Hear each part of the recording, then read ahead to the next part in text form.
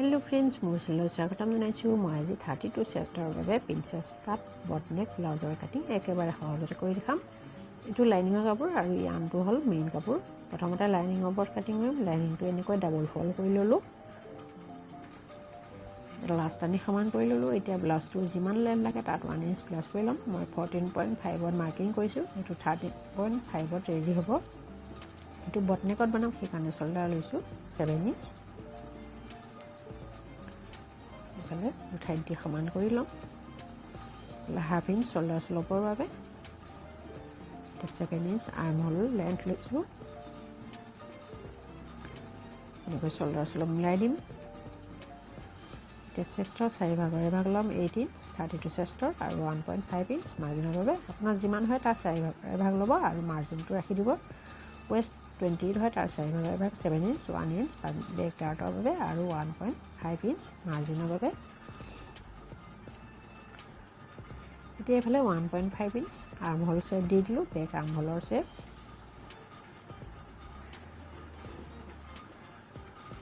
এইফালে নেক উইথ ৰাখিছোঁ 3 ইঞ্চ, আপুনি 4 ইঞ্চো ৰাখিব পাৰে, 3.5ও ৰাখিব পাৰে। ইফালে 3 ইঞ্চ ৰাখিছোঁ বেক নেকটোৰ লেন্থ। এনেকৈ ৰাউণ্ড বনাই দিলোঁ, বট নেক শ্বেপ দি দিলোঁ। এতিয়া বেক নেক টোটেল নেক লেন্থ ৰাখিছোঁ 10 ইঞ্চ, আপুনি কম বেছি কৰিব পাৰে। ইফালে 3 ইঞ্চ ৰাখিছোঁ, এনেকৈ বক্স বনাই দিলোঁ।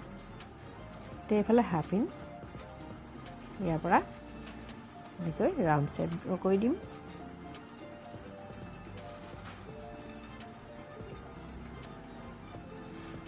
এতিয়া বেক পাৰ্টটো কাটিং কৰি ল'ম। ভিডিঅ'টো শেষলৈকে চাই থাকিব, একেবাৰে সহজভাৱে বুজি পাব। এতিয়া ফ্ৰণ্ট পাৰ্টটো কাটিং কৰিম। প্ৰথমতে এডাল চিনদানি সমান কৰি ল'ম। ইফালে হাফ ইঞ্চ এক্সট্ৰা ল'ম প্ৰিন্সেছ পাৰ্টৰ বাবে।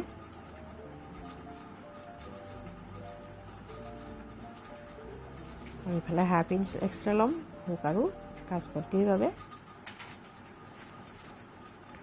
এনেকৈ চিধা কৰি দিলোঁ। এতিয়া ইয়াৰ ওপৰত বেক পাৰ্টটো বহাই দিম। তাৰপিছত বাকী ছাইডখিনি ছেম টু ছেম ড্ৰ কৰি ল'ম।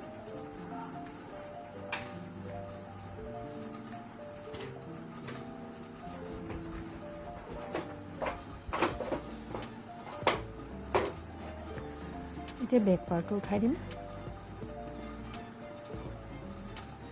আৰ্ম হোলৰ চিনকেইডাল টানি ল'ম এনেকৈ।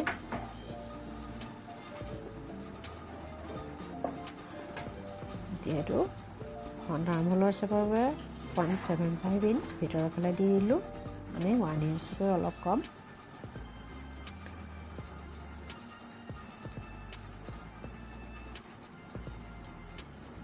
এইফালে নেক উইথ ৰাখিছোঁ 3 ইঞ্চ, বেক পাৰ্টত যিমান ৰাখিছোঁ ইয়াতো সিমানেই।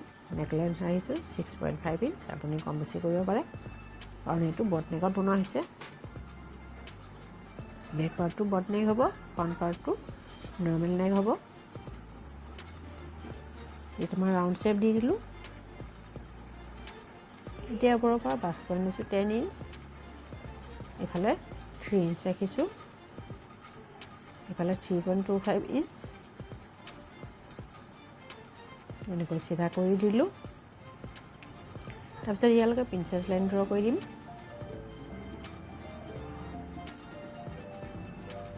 এইফালে 1.5 ইঞ্চ লৈছোঁ, এইফালে 2 ইঞ্চ। এতিয়া প্ৰিন্সেছ শ্বেপটো মিলাই দিম ইয়ালৈকে।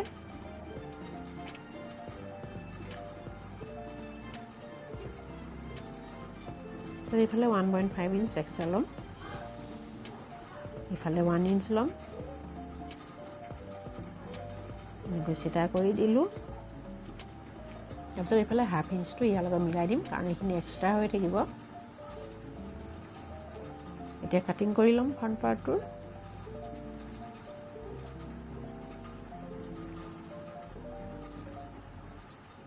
এতিয়া প্ৰথমতে বেক আৰ্ম হোলৰ চেপতে কাটিং কৰিছোঁ কাৰণ ফ্ৰণ্ট আৰ্ম হোলটো এতিয়া কাটিং নকৰোঁ, যেতিয়া প্ৰিন্সেছ পাৰ্টটো জইন কৰিম তাৰপিছতে কাটিং কৰিম। প্ৰিন্সেছ লাইনৰ ওপৰত কাটিং কৰিম এতিয়া।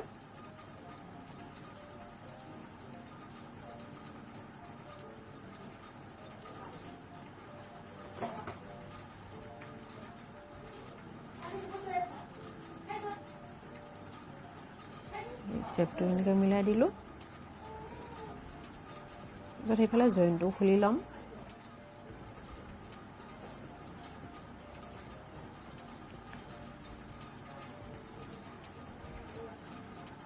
এতিয়া স্লিভছৰ কাটিং কৰিম। এইটো দুটা স্লিভছৰ বাবে। তাৰপিছত আৰু এবাৰ ফল্ড কৰি দিম। ফল্ড হৈ গ'ল।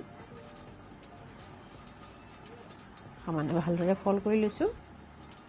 ইফালে ফল্ডেড ছাইড ওপৰৰ ফালে।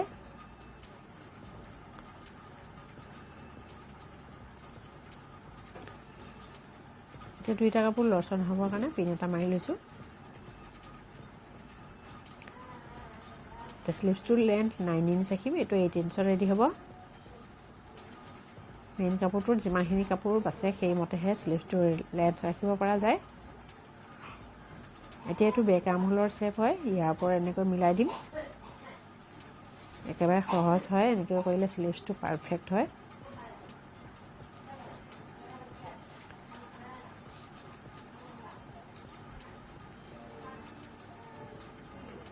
তাৰপিছত এই ফিটিং লাইনলৈকে ড্ৰ কৰি ল'লোঁ। ইফালে স্লিভছ ৰাউণ্ড যিমান হয় তাৰ হাফ লৈ ল'লোঁ। 5 ইঞ্চ আৰু 1.5 ইঞ্চ মাৰ্জিন লৈছোঁ। এনেকৈ মিলাই দিলোঁ।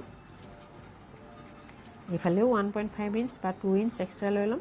এনেকৈ মাৰ্জিনৰ বাবে ইয়ালৈকে মিলাই দিলোঁ। তাৰপিছত এতিয়া কাটিং কৰি ল'ম। তাৰ আগতে ফ্ৰণ্ট স্লিভছৰ যিটো শ্বেপ সেইটো দি দিছোঁ। এনেকৈ 0.75 ইঞ্চ ভিতৰৰ ফালে দি দিছোঁ। বডি পাৰ্টত যিমান দিছিলোঁ ইয়াতো সিমানেই দি দিছোঁ। এইটো ফ্ৰণ্ট স্লিভছৰ শ্বেপ হৈ গ'ল। এতিয়া প্ৰথমতে বেক স্লিভছৰ যিটো শ্বেপ সেইটোৰ ওপৰত কাটিং কৰিম। ভিডিঅ'টো চাই ভাল লাগিলে লাইক কৰিব, কমেণ্ট কৰিব আৰু যদি আপুনি মোৰ চেনেলত নতুন হয় তেনেহ'লে চেনেলটো ছাবস্ক্ৰাইব কৰি বেল আইকনটো ক্লিক কৰিব নাপাহৰিব। ইফালে চেণ্টাৰত এটা সৰু কাট লগালোঁ। এতিয়া দুটা পল্লা খুলি ল'ম। লৈ ফ্ৰণ্ট স্লিভছৰ শ্বেপটোত কাটিং কৰিম।